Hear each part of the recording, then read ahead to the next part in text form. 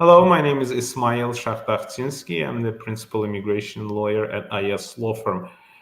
In this video, I want to tell you the story of how I myself immigrated into the United States 22 years ago, the background before I immigrated into the United States, how I learned English, my first job, how I hang out with expatriates from UK, from the USA in Azerbaijan, communicated with them, was drinking whiskey, smoking cigars, and getting to learn English. And then my first experiences in the United States and my career in the United States. So hope you'll like it.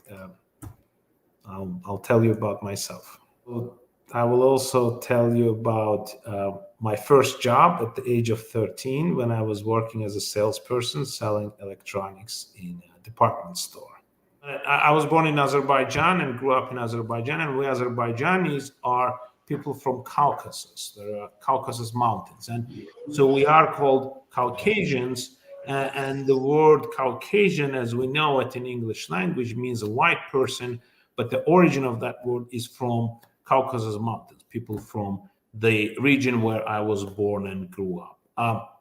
So although our people are original Caucasians, but in some parts of the world, like in Russia, we are referred to as blacks. Tell me from the beginning, how old were you when you came to the United States? Hello. Yes, I was 20 years old at the time when I came to the United States, almost 21. And I celebrated my 21st birthday in the United States. How did you come? So I was born in Azerbaijan and grew up there. I have two brothers. I'm the youngest one in the family among three brothers. And my two brothers were already in the United States at that time. My eldest brother arrived in the U.S. in 1993 after the collapse of Soviet Union, when Azerbaijan became an independent country. Then the foreign oil companies came to Azerbaijan to explore oil, and they would take young students to the United States to, teach them different things, accounting, finance. My brother was in finance field, so he came to the United States in 93. He stayed here, became a permanent resident, and then I was about to graduate from college in Azerbaijan. I applied with my brother's initiative. I applied for DV, diversity visa lottery, and I was luckily selected in 1999. And I was 19 years old in Azerbaijan, and my brother indicated his address when I got selected. He received a notification. And the funny thing was that I was 19 years old. I was working full time, going to college, but it was a fun part of life. And when my brother notified me that I got selected for DV lottery, my first question was, can I sell it to someone? I didn't really understand at that time what it really was. But eventually I went, back then all the interviews for immigrant visas for citizens of Azerbaijan were done in Moscow, Russia. So that was my first trip ever to Russia. And I believe that was the only trip actually I had to Russia. So I went to Moscow in 99, went through the interview at the consulate, received my immigrant visa, and then first time came to the US in 99, but briefly. Then I went back to graduate from college. And then I returned as a permanent resident in 2000. Wow. So you are one of the very lucky few that actually won the green card lottery. That's pretty amazing. And that's right. And that's why I've been always encouraging ever since for everyone to apply. I mean, it is possible and the chances are real to be selected. Yeah, and that's so how was your interview for the green card? What did they ask at the Moscow embassy? So back then, the diversity visa lottery applications were made by mail, and you had to, attach actual photograph, sign the application, and mail it to the State Department. So my brother did it for me. I had it signed because the signature issue was important at that time. And there were many applicants who were selected and then rejected the visa because somebody else filled out the application for them and signed it for them. So in my case, I had it signed because when my brother was visiting between his school, he was actually, at that time, he was in college in the US. So when he was visiting Azerbaijan, he would go around through our relatives and have everybody sign the application. So he would file for everyone. But it didn't take photographs. So we had a photograph with friends of mine somewhere in Azerbaijan, where we went for a vacation. We were sitting with the background of mountains and just friends, having fun. And my brother took that picture and he cut the piece of it and he sent that picture together with my TV lottery application. So when I went to the interview at the consulate in Moscow, the primary concern they had was the signature. And I saw actually a family, Georgian family in front of me who were denied visa because their signature didn't match. But when I approached the window, the consular officer basically, they knew all my background and, I spoke English to them. They didn't need an interpreter. So the officer didn't ask me much. He just asked me, he said, "Is this your signature?" I said, "Yes." He said, "Well, will you agree to sign so we can compare and maybe we can do forensic analysis?" And I said, "Yeah, I can sign it 100 times if you want." He just laughed and he said, "Okay, you're approved." And that's how I got my visa. No forensic, investigations into your signature, right? No, I think it was bluffing. I mean, they wouldn't be able to do it so quickly while I'm there at the interview. So how do you learn English, by the way? Well, as I said, I grew up in Azerbaijan at the time when the Soviet Union collapsed. Lots of U.S. companies and UK companies came to Azerbaijan to explore oil. And we had a building, basically a hotel that was built right next to the building where I lived, in the apartment building in Baku, in the capital of Azerbaijan. And lots of expatriates, although engineers and people working for oil industry who were coming to Azerbaijan used to stay there mostly from Scotland, from England. And so in the evenings after school and after work, I would go down there and they had a little place outside at the doors to sit down and I don't know, smoke cigars and drink. And I would go and join them and I would chat with them, talk to them, trying to learn English. I mean, I didn't know basics from school, but I wanted to make sure that I improved. I'm talking about some years like 1996. I was about 16 years old, 15 years old, about 95. So that helped me a lot. So I befriended some of them, and some of them were new to Azerbaijan, and they were asking me for things. So I was like running around, helping them out, and so on. So that's how I learned mostly to communicate. And the funny thing is that because I've been communicating mostly in speaking English with people from Great Britain, then my English, I had a British accent. When I came to the United States in 2000, I had a British accent, which then shifted now to American accent. Well, of course, and I also have the, Azerbaijani accent, so to speak, in my English. That is an amazing story. I can imagine you running errands for those Brits, like as a boy. That's like movie material. Oh my God. Was it fun? Were you like smoking cigars with them, drinking whiskey? I was. And that's how I actually found my first job also. So one of those individuals, I was already 16 years old. Well, no, that was actually my second job. So the first job I found was an interpreter. So I thought my English was very well by that time, and I saw an ad in the newspaper. There was a British timeshare company called Holiday Club that came to Baku, trying to sell timeshares, and they had a finance manager who was Irish, and I thought my English was very well, so I applied. I went and met with him. I didn't understand anything he was saying with his thick Irish accent.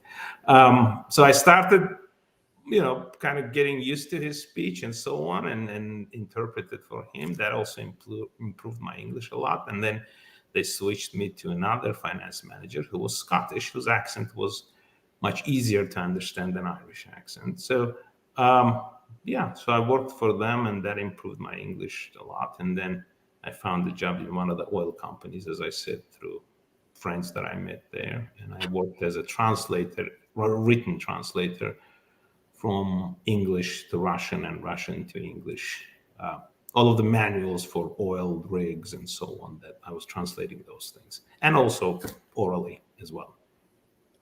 So you were making a very decent amount of money, compared to most of the locals. You're very young, and the world was your playground. And then you won the green card. Oh my God, you got really lucky. And what was your first impression when you came to the United States?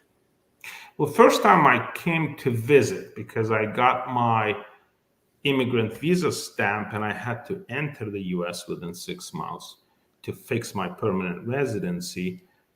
But then I still had to graduate from college in Azerbaijan. So I had to enter and then leave. But for me to leave, I think I had 1 year left at that time in college. So I had to spend 1 year outside. And I came in and I applied for re-entry permit and got that re-entry permit. Well, actually, my brother got that re-entry permit because I applied and left. And then, so I was here for 3 weeks the first time. And both of my brothers were already here, and they kind of arranged lots of fun things and pre-planned our trips to different places. We used to live in New Orleans, Louisiana at that time. They used to live there, and I came to visit them. So we made some trips, road trips, and went to different places. So those 3 weeks were amazing, and probably the most memorable 3 weeks in the United States. I mean, I was also, didn't have much responsibilities and care, didn't have law school or employment in the U.S. at that time. So, it was a lot of fun, those 3 weeks. I enjoyed it. So what was your thoughts about the United States? Were you impressed by some things? Were you kind of disappointed by other things? Can you just recall? I don't think I ever was disappointed in anything. I mean, those 3 weeks I spent in the U.S., enjoyed it so much that I went back. I couldn't wait until I returned to the U.S.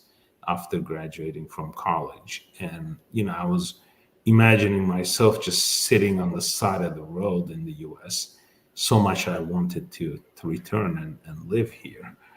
No, I wasn't disappointed. I mean, I kind of was prepared and ready because my brothers lived there already at that time. So they, I heard a lot from them. My second brother, Vugar, middle brother, he had this impression when he came to the U.S. I think he came in 98 or so.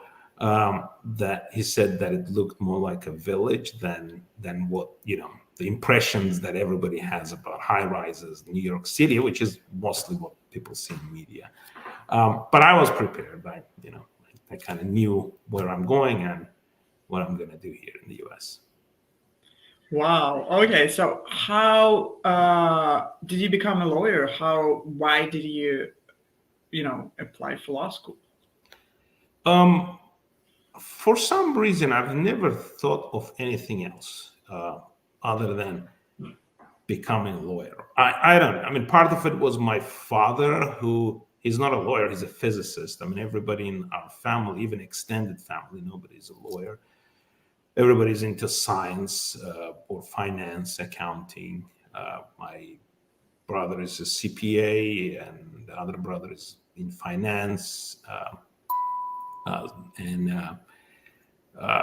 My father is a physicist and so on. But, when I was growing up, kind of like my father was encouraging me that maybe you're going to become a lawyer. Well, he was actually more of suggesting becoming a prosecutor. I don't know, maybe because I was a demagogue, maybe I was talking too much or arguing too much. But anyway, but this law was always in my mind. But in Azerbaijan, back in the early 90s, and when I went to college there in 1996, it was Azerbaijan was fresh out of Soviet Union, and there was a lot of weaknesses, and there was a lot of corruption and so on going on. I mean, there's still now to this day. But in terms of going to law school, you and becoming a lawyer or a prosecutor in Azerbaijan would mean that you would become part of that system, which wasn't clean, which wasn't honest, which wasn't proper career, so to speak. So I decided to go into international economic relations, customs. So my degree in Azerbaijan, college degree, was in customs expertise, international economic relations. And then when I came to the US, I just didn't have anything else planned. I thought that I'm going to go to law school. So the first thing I did, I worked for 1 year in the US. And then after 1 year, I went to law school, did my Juris Doctor degree. I did evening classes. Usually Juris Doctor in the United States, you have to have 3 years of bachelor's degree before you can go to do your JD in the US. And I had my bachelor's degree from Azerbaijan, and I went to, usually it takes 3 years, but I did 4 years because I was taking evening classes. I was working full time to be able to pay for my living, plus taking some loans. So I was lucky, being a permanent resident, I was able to use federal loans to pay for my law school. So yes, that's how I became a lawyer. I never thought of any other career. What was your job, when you were pretty young and saving up for law school? What did you do? I was, as I said, I was working as a translator, interpreter for quite some time, and then in Azerbaijan. And then my last job in Azerbaijan, I was working for a bank, which is now called HSBC, but back then it used to be called British Bank of Middle East, BBME. So I will work there in the banking industry as administrator, and it coincided a lot with accounting and finance, so I did a lot of that as well. And then when I came to the US, I got my first job in the United States as an accountant. I was lucky because my brother was working for the company. It was one of the Berkshire Hathaway companies, Warren Buffett's companies, called Court Business Services. So my brother worked there, and they had some temp job, and I went there. It was like probably the third day that I arrived in the US when I already moved here in 2000. So, I went there and worked as a temp, and they kind of liked me, and they offered me a job of a staff accountant. So I worked there as accountant throughout my law school until probably the last year. That's when I went to the law firm to work as a clerk. So lots of lawyers are not good with numbers, and you are.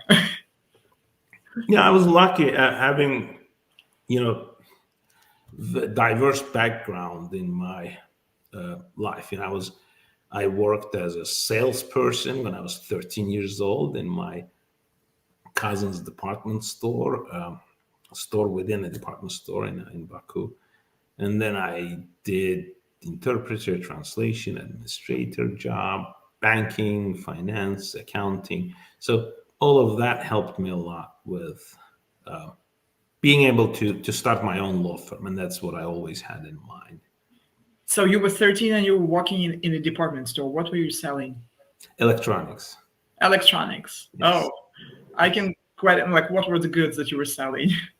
I was, what do you call it? The tape recorders, video, VCRs, and TVs, and, wow, because there is no such a thing anymore. I even forgot what is the name of this? Like different antique electronics. Yeah, antique electronics. Anyway. So yeah, the computer games, Nintendos, Segas, and so on. And I was 13 years old. I was in school, and I was going there during the weekends and after school, because the school would end like by 1 p.m. or so on. Then I would take metro, go there. But it was a lot more experience than actual income. My salary was, at that time, it was 1993. My salary was $15 per month. I was saving it. So when I would receive the salary, I would take $5. I would go out and have fun for $5 and then putting aside the $10 for the next month. I mean, of course, I had supported, parents. I had everything I need, but it was just my pocket change. Wow. I mean, you seem like also the parenting style, like of your parents, is also very admirable, that they gave you so much freedom to explore and so much opportunity, I guess, to to do things. That's one of the things that we're all grateful about, is that our parents were, they were never, and they are, thank God, that they're doing well. They're here now, living with us in the U.S. For the past 21 years, they've been living here now with us. But they've never been helicopter parents. They've given us lots of freedom. Plus, at the same time, they never let us go completely loose, but they always kept an eye, gave directions, but let us go our own paths and, experience different things. And I think that's important, not to isolate or helicopter your children so much. You need to set them free while still watching after them. You're now, I guess, like an immigrant parent here, and I'm just wondering, what do you think? Can you just talk about why you chose specifically immigration law, and what being an immigrant in the United States means to you? Sure. So, in terms of choosing immigration law, it was several things that added up together and kind of went. I decided to go in this direction. One, everybody says that you being an immigrant, you go through the process, you kind of realize that there is things that you, as a lawyer, I used a lawyer to apply for reentry permit. I consulted a lot through my brother. My elder brother was helping a lot. He would find lawyers who would consult about my absence, the reentry permit, and so on, and he would take me through those appointments and so on. So that played part. The second part was obviously having a background, coming from the former Soviet Union Republic, where my native language is Azerbaijani, which is very similar to Turkish. So that's why I also speak, I try to convince myself I speak fluent Turkish. But Azerbaijan and Turkish are very close. And then, speaking fluent Russian, because being part of the Soviet Union, I went to Russian school. So that helped me a lot with having already a client base, because somewhat I consider myself social, and I had lots of friends and so on, that it was kind of ready client base, because most of them are immigrants and here and or have relatives who are immigrants. So that was another thing. Then when I was working at the Berkshire Hathaway company, my boss, he was the assistant controller. His name is George Payne. He was, kind of like mentoring figure to me at that time. And when I was telling him that I'm going to law school, and then eventually started going to law school, it's almost like anecdotal, but he was always telling me that become an immigration lawyer, they're rich. I'm like, George, how do you know that? He said, well, I dated this immigration lawyer, and she had this magnificent house and nice car and so on, and they make a lot of money. And of course, it wasn't just about the money, but that was part of what George told me, that also made me, maybe I should be an immigration lawyer if they're so successful. Coming from a guy in the oil industry, you probably would listen to that advice if he says that immigration lawyers are rich. Yeah, the funny thing, at that time, George wasn't in the oil industry, but then After I graduated from law school, then moved on to legal career. George moved to oil industry, and he moved to Houston, Texas. We used to live in New Orleans and work there, and went to oil industry. Yes, so that also helped a lot. And then at the last year of my law school, I went to work as a clerk in a firm that was handling immigration cases. So that's where I had my first exposure and personal experience on handling immigration cases. And that being a small firm where I worked as a clerk, that helped me a lot. And my mentor in immigration law was, his name is Martins Imudia. He was himself originally, he was himself an immigrant originally from Nigeria, and I worked for his firm. And he taught me and showed me a lot about the immigration law, and I saw how to handle and manage the practice. I was given lots of freedom on communicating with clients and so on, and handling cases. So that also taught me a lot on immigration law or handling immigration practice. Wow. You also had great lawyers and very diverse ones. So there's a great diversity in your firm, and there's a great diversity in your backgrounds and your mentors and so on. So what do you think about like immigrants and the whole, like now we're in the middle of midterms, and immigration is one of the top 5 things which people care about, like with as well as abortion and like gun control and stuff like that. So I'm just kind of wondering what it means for you to be an immigration lawyer, an immigrant yourself, an immigrant dad, a boss to also like a all immigrants law firm working for immigrants. What do you think about immigration? Does immigration make United States great?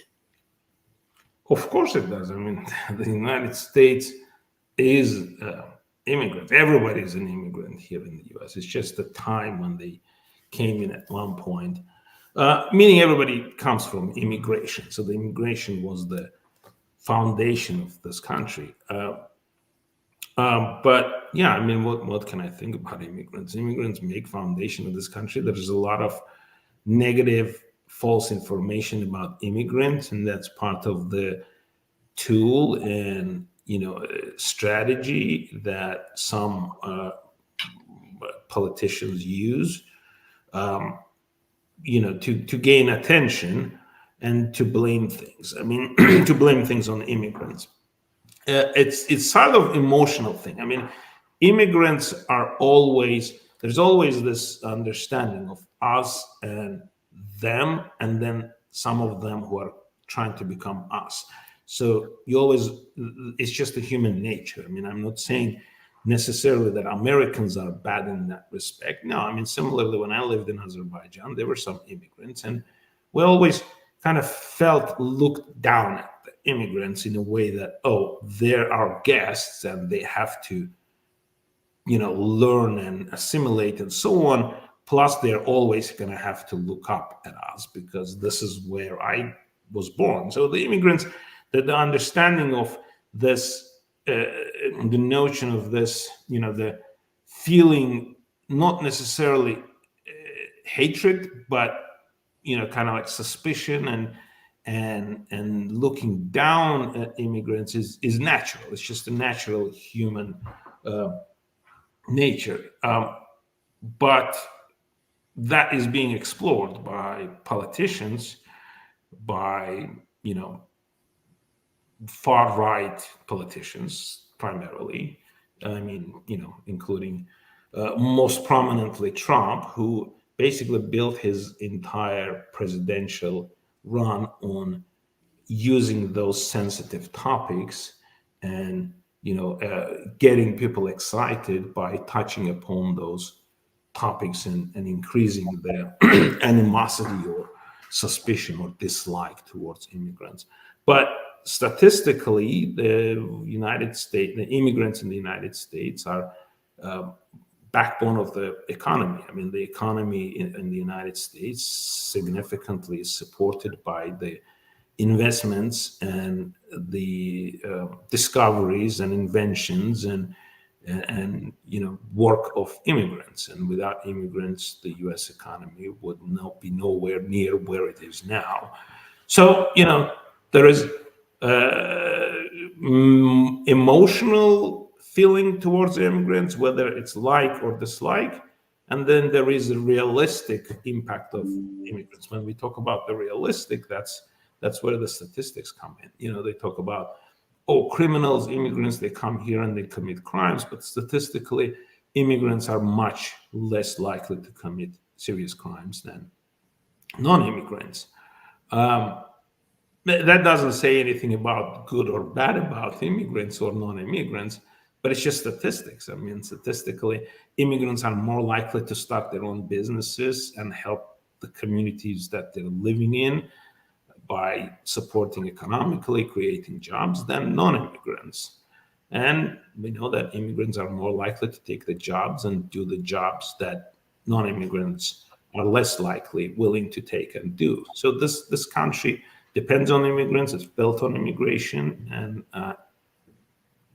and it will continue depending and growing with the help of immigrants. Okay, well, that's good to hear. And I also wanted to touch on lots of American things that I guess that immigrants are pretty much like you. They can walk freely from Mexico to Texas or California, and then they're handed green cards on the border, and also like cash money and Medicaid and and whatnot, like maybe a free house. So that's like an impression that lots of Americans have. That's lots of immigrants have like free stuff that they don't have, and also they have like ongoing money support from the government and so on. Can you just address that? Sure. Yes. No. Immigration is very hard. So I was one of the lucky ones to be selected through diversity visa lottery, and it's not much. I mean, there are 50 and some years 55,000 available DV lottery selectees every year. I mean, when we talk in the big picture of immigration in the U.S., it's very little number of people. So very few. But general immigration to the United States is very hard. It's not easy. Immigrants have to go through rigorous background checks. They have to go through extensive procedures, process. There are significant long wait times, and there are lots of qualifications. I mean, I made a video about the hearing, the individual hearing I had the day before yesterday on an immigrant who entered the United States 24 years ago, and only the day before yesterday, we were able to secure him grant of permanent residency, which is not going to become effective even for another 1 year at least. But no, it's not easy. There are lots of restrictions. There are lots of penalties. There are lots of obstacles on the way of immigration. And some of it is something that must be fixed. I mean, there are ways to fix it, and those are some of the outdated laws, some of the loopholes where somebody who may have entered illegally, I mean, through the border without going through checkpoint may have better chances than somebody who did not. I mean, it's not because the government is, as some conservatives like to say, Kamala Harris or Biden, they're bringing all the illegal immigrants. It's not because of them. It's because of the law. And the laws that exist, the regulations need to be updated. The Congress hasn't passed much of immigration laws for many years. I mean, the last time there was a major reform was probably it was an amnesty program. It was in 2001, which was part of the attempt to make a reform. But then immigration reform has been turned down by the Republicans, by the conservatives. And that's the funny thing, is that they're the ones who are most exploring these emotional feelings of their constituents by creating false image of immigrants as somebody who is, getting the free government support and so on. Yeah, there are some immigrants that do that, but there are a lot more non-immigrants who do that. And it's only very few of immigrants who actually take advantage of the system or taxpayer support and so on.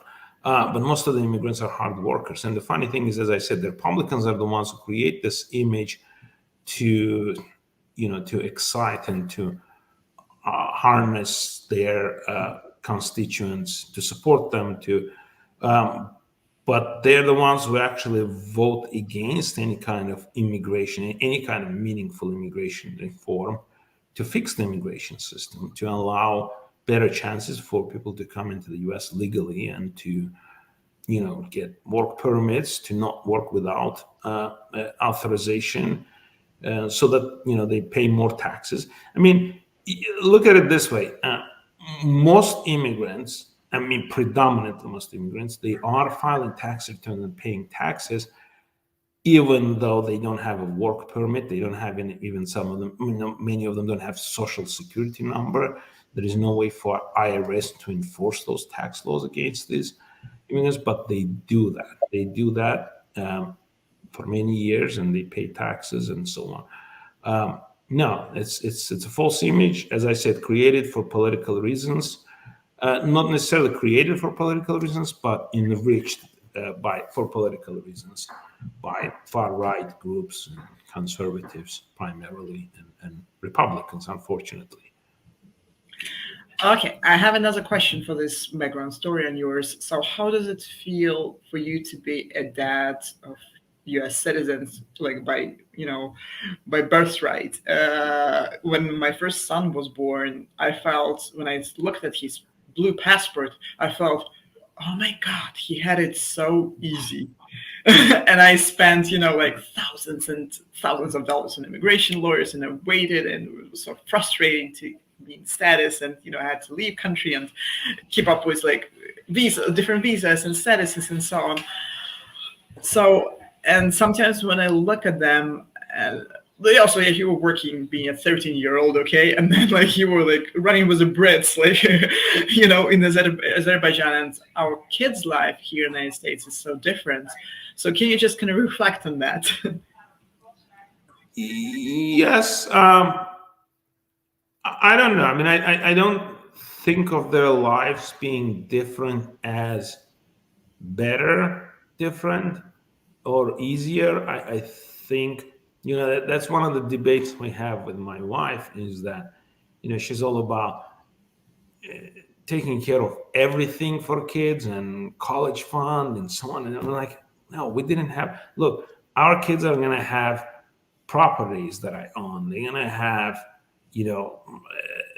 estate when we die, and they have everything, every support that, again, my parents also gave us all the support, but it was the support, the scale of support was to the scale of Azerbaijan, where, as I said, a $15 per month salary, even though I was 13 years old, was normal, was usual. And there were, at that time, adults who were making probably $20, $30 per month salary. So I'm not saying that my parents didn't support, but they didn't have as much of ability to support it compared to the American scale. So, but anyway, what I'm trying to say is that we always have this debate, and I tell my wife, no, I took loans to go to law school. Why should we save for kids' college fund? Let them go through the difficult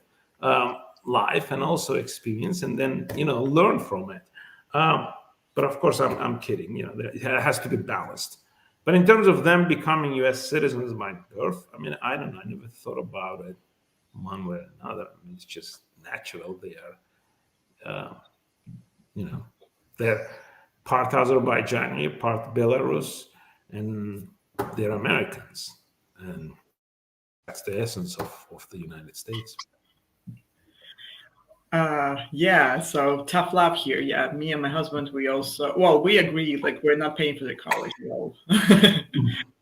Because nobody paid for our college, so we'll see. But we always, our kids always have the choice Backup. to Israel, at least, and serving in the military and then going to college there for free. If Yeah. there's Yeah, service in military is one thing that I regretted the most, and to this day I still regret that I did not. When I obviously. when I came to the United States, I was, as I said, I was 20 years old, and I was thinking about it, and then it was year 2000, and I came in September, and then shortly after 9/11 occurred, and then there was this war and so on. It's natural. I'm not going to pretend at that time when I came to the US and 9/11 occurred and there was a war in Afghanistan and then eventually in Iraq, the feelings, when you just come here, you don't feel for this country as your motherland. It doesn't come on, doesn't occur right away, even if you become a citizen from the beginning. It doesn't occur. So, I thought to myself, oh no, if I go to military, I'm going to be probably deployed because I speak so many languages coming from that background. I'm probably going to be in Afghanistan running around, yeah, but I regret that. I should have done it. And that's something that I wish. Now I have two daughters. I don't know, how agreeable would their mother be to send them to military, but I do hope maybe one of them will serve. Oh wow, that's interesting. So you are gonna do that through your children. I'll try. That's good. Yeah. Well, Belarusian women are tough as well. I mean, that's a tough. I know. That's what I'm saying. I just wish, but don't know if it will necessarily work. Can we also touch on the subject of you being Azerbaijani and there's racism towards Azerbaijani people in the post-Soviet countries, at least, okay? And I know that you work with lots of asylum victims and victims of persecution, and I just want also to touch base on that, explore your feelings in there. Were you ever growing up? Well, in Azerbaijan, lots of people were Azerbaijanis, so probably it wasn't that big of an issue. But even going to Moscow and stuff like that. So how is that experience different from the United States? Can we address that a bit? No, I didn't feel any racism, but as you said, because I grew up in Azerbaijan and I've been to Moscow very briefly, I didn't, obviously, and the racism wasn't, towards Azerbaijanis. Unfortunately, the racism, and let's just not beat around the bush. The primary center of racism in post-Soviet Union is Russia, where similar to what Trump tried to do in the US, Putin for 30 years or more has been instigating this nationalistic, pride and dislike towards other races, primarily Caucasians, and not just necessarily, but Caucasians, what I mean, people from Caucasus. Although can you explain that to people who don't get it? So Russia is for white people pretty much, right? Yeah. So the suspicion and dislike towards others is, as I said, in my belief, it's a natural instinct of every human being. So when you see someone different color, looking different, you kind of think, okay, this is not somebody from my pride. This is not somebody from my camp. It's somebody else. So there is always instinctively, historically, there is a suspicion. But pretty much the same way there is probably a suspicion when somebody who you have never seen, so it doesn't matter. But you have to, the society has to be able to teach how to, put down those negative feelings. I mean, negative feeling of aggression or anger and so on. Your parents teach you not to get angry, not to be aggressive. Even if you're angry at someone, don't hit them. The violence and so on. Again, violence also is instinctive part. So the racism and dislike towards other races and nationalities is a natural instinct. But there are countries, there are governments that have been using this. There are leaders that have been using those instincts to grow and to instigate more of the nationalism and violence and hatred towards others for political gains. And it's very simple. For political gains, Putin's government has been significantly encouraging nationalism and hatred towards other races, to be able to shield himself or his government from the wrath of the people of Russia due to the economic mishandlings and theft and corruption. And that applies to many of the post-Soviet countries, including Azerbaijan. The government of Azerbaijan has used traditionally the same issue for many years. I mean, the war between Armenia and Azerbaijan, during which I grew up in Azerbaijan, and was used by both Armenian government and Azerbaijani government to instigate the hatred towards other external enemy, so that to control the internal population. So yeah, Russia is the epicenter of nationalism and hatred towards all other races, but because primarily individuals who are in Russia and working in Russia from other races are Caucasians. Again, the word Caucasian means from people from Caucasus, from Azerbaijan, Georgia, Armenia, and then Northern Caucasus, Chechnya and so on, and Dagestan. So part of them, because they look different, that's from Caucasus Mountains. I'm gonna stop you for a second, Ismail. I'm so sorry. Can we just use for clarity, because we're talking about people who most likely are not Russian speakers or don't have this, but can we just use for clarity the word white people and non-white people?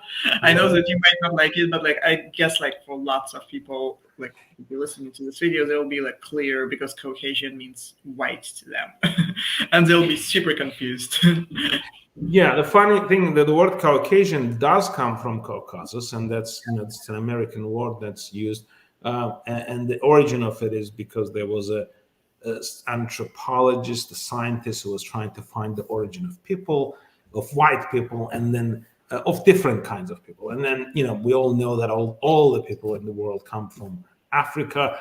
That was scientifically proven. But anyway, so this scientist, he went to Caucasus Mountains, to Georgia, Azerbaijan, that area, and then he was kind of fond of and he was inspired by the culture and so on of people from Caucasus, and then he decided that all of white people in the world come from Caucasus, and that's from Caucasus area, from that Azerbaijan, Georgia, and the Caucasus Mountains, and then that's where the word Caucasian came from. So which is now currently used to describe white people in America. But yeah, but white people don't necessarily live in Caucasian mountains, right? No, they don't necessarily live there, and they don't necessarily come. Although Caucasian mountains are one of the most ancient places where they find, millions of years old human bones and so on. But it doesn't mean that all the white people came from there. I don't know. I mean, at least there is a dispute to that. But it's stuck, the word Caucasian stuck in English language to describe. But funnily enough, Azerbaijani people were not considered white people by Russians, by lots of Russians, right? Because we're a little bit darker skin. I mean, because we are, I would describe Azerbaijanis as brown or Middle Eastern. We were, Azerbaijani, although there is, this is now an ethnicity of its own, but it has a mix of Turkish, Arabic, Persian, and I'm sure some of the Slovenian, some Mongolian. So because Azerbaijan was always in the middle, if you take the map of Eurasia, if you just point to the middle of it, where with the Caspian Sea on one side, with the Black Sea on the other side, and then the Silk Way. So Azerbaijan was always in the middle. So that's why it's always been mix of different cultures and different kinds of people, and that's how we are. But I would describe us as more Middle Eastern. But in Russia, we're considered as black, and that's what Russians call us. Not just Azerbaijanis, but everybody from Caucasus. I have an employee as well from Azerbaijan, and she told me about like very many derogative things she heard towards her being Azerbaijani from like Russians, or like just like other Russian-speaking people who are white, as opposed to her being like more Middle Eastern, I guess, as well. She lived in Russia? I guess she was like in touch with, you know, some of the like, you know, people there, and like, and still she gets it sometimes, and that's pretty unfortunate. Yeah. So unfortunately, for what is it now, 30 years of this rule of Putin's government in Russia, Russian population has been brainwashed, and it's very simple, like very childish ways the way they do this. But you know, for example, they suddenly interrupt with a breaking news showing some guy from, you know, Central Asia who raped this poor and killed this poor Slovenian looking Russian girl. And maybe that didn't even happen, or maybe it happened. Maybe there are, you know, thousands of rapes per year in Russia, but they only showed this one Central Asian guy who did this to kind of create in all these Russians this opinion. And the same thing they do here in the US. I mean, when an immigrant drunk driver kills a pedestrian, that happens. You know, it's just statistically, it's impossible to say all of the immigrants are saints, and nobody's actually claiming that. But then they show this in the media, and you know, the thousands other drunk drivers who cause accidents and death in the US, they don't show those. So it creates that impression that, oh, maybe immigrants are more violent and less law abiding. That was pretty cool. Thank you so much.